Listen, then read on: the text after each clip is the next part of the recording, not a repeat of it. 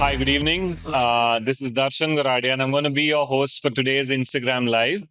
And I have the absolute pleasure of hosting Dr. Jagat Shah with me. Dr. Jagat Shah, welcome. Thank you so much for being here today.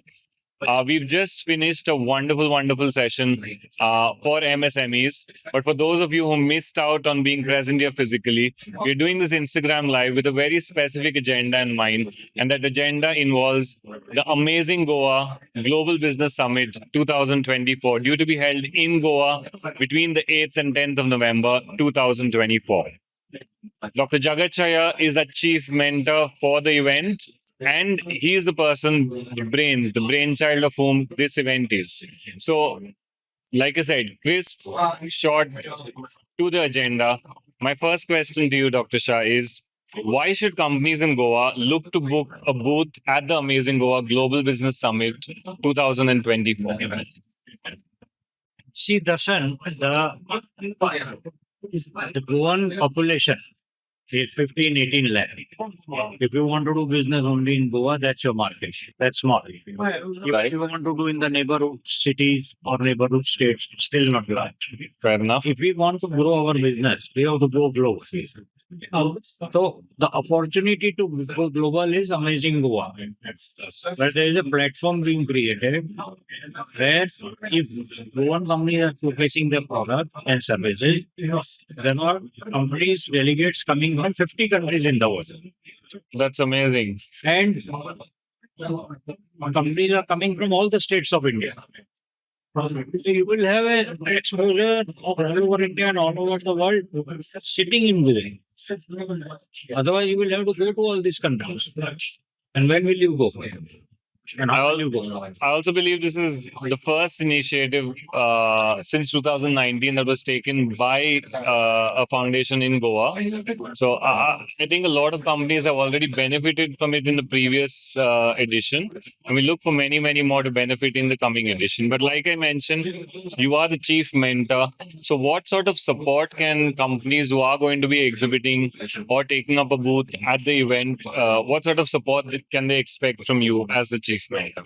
So Darshan, this event nobody should look at from the point of view of 3 days of exhibition. Okay. This is much beyond that. For example, success of such events is 40% dependent on what you do before the exhibition. Okay. 40% on what you do after. So before we are going to mentor these companies who are taking a booth on how to prepare yourself to be better able to convince the delegates when they come to your booth. We are going to prepare them. That's awesome. One-to-one mentoring online and in person also. Between yesterday and today, we have already mentored 12 companies. And it will continue online also. It is not necessary that we will also connect them with many other companies. Not necessary that those companies are coming to Amazing. They will not even be coming, but we will connect them to them as a respective buyer. So, and we will continue to do that even after the event is over. So, it's a little long-term approach. It is not an expo like generally exhibitions happen. Okay. It is before and beyond. Okay, amazing. So I think for anyone who's viewing this video, your mentorship should be the main sell. The booth, obviously, whatever comes through is going to be a bonus. We've had so many people who've benefited tremendously out of your mentorship, who've started their export journey through the guidance that you've provided them. But again, those are companies. For the companies to actually come to the booth, what should a booth owner do to drive traffic to their booth? So, first of all, in any exhibition, it is the duty of the booth holder, booth owner to also drive traffic, not just depend on the exhibition organizer. I completely agree. So, for example, if any company is already in the marketing cycle and they have got prospects which is not closing, they should invite them to Amazing Goa. And when they come and they see the booth and they see the product, there is a high chance of closing those deals. So don't just depend on what exhibition organizer is able to bring the traffic to your booth. You do your own marketing, you make your own invitation card, you send it to your prospective buyers across India and across the world also if you have if you are doing communication and tell them to come to your booth. So, of course, the Vibrant Goa Foundation is bringing the companies from all over India and all over the world, of course. But you also have to do your bit. Amazing. And like we've discussed earlier today, we already have sign-ups of delegates coming from over 50 countries across the globe, sign-ups of over 300 foreign delegates, and we're only adding more and more with every day that passes by. And the expected footfall of delegates in total is expected to be in the range of 10 to 12,000. So I think that's going to be an amazing opportunity. But one issue we've seen is the Raat Gai Baat Gai phenomenon, where once the expo is done, people sort of just move on. What would you suggest for booth owners to do post the expo is over to actually get advantages out of the expo for their business? As I said, the real benefit of expo is 40% after the expo. Correct. So, the best tip I will give you a tip. All the people who come to your booth, when you have met them and they leave your booth, take their visiting card, and in the card you write HWFC, means hot, warm, or cold. Okay. And because at that time you will remember. After a day or two, you will not remember which card was what person face and what was the discussion. So that time you write HWC in the card. If it is hot, it is warm, it is cold. And then compile the list that how many hot, how many warm, how many cold. Continuously communicate with them and prioritize on hot because that was the discussion it happened. And you took a judgment that it is hot. Try and work first on them and try to close it into order, but convert warm to hot and convert even cold to warm.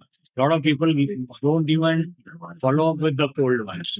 Never do that. The trick is to convert cold to warm, warm to hot, and hot into hot. It's a continuous process. I know some companies who have got orders after 1 year of taking part in some exhibition. After 1 year. In fact, today I announced in the program that one of our booth holder got today a 3 crore rupees order. Oh, amazing. Announced today. And that is 5 years. 5 years before, in 2019, Vibrant Goa, he was there. Today is 5 years. Of course, in between he has got order. Right. But today what he got was As a result of the 2019. after 5 years. So you have to be continuously following up. Exhibition is not a order closing stage. Exhibition is a lead generation stage. You will generate leads. How you follow up leads will lead to business. I think that Most people think that if I am taking a booth, I will get order. No, you will get leads. And how you follow the leads, you will get orders. awesome. Like I was saying, the two tips I'm going to take from today's conversation, last part of it at least. One, look at the expo as a lead generation activity, which you then follow up. But how do you follow up? How do you know whom to follow up on priority? You're going to mark your the visiting cards that come through as H for hot, W for warm, or C for cold.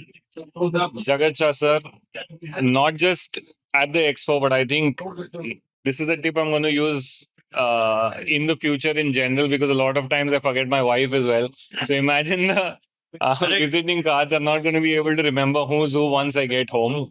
I think this is a tip that you can continue for every single activity whenever you're doing lead generation in general. And Darshan, today you are not getting dinner at home. I've planned my meal out, thankfully. And it was a pleasure hosting you, Jagat Shah sir. And we hope to see you here at the expo and many times in between. Thank you for your tremendous amount of wisdom. Thanks for doing what you do. Always a pleasure. Always a pleasure. Thank you so much. Thank you to everyone watching.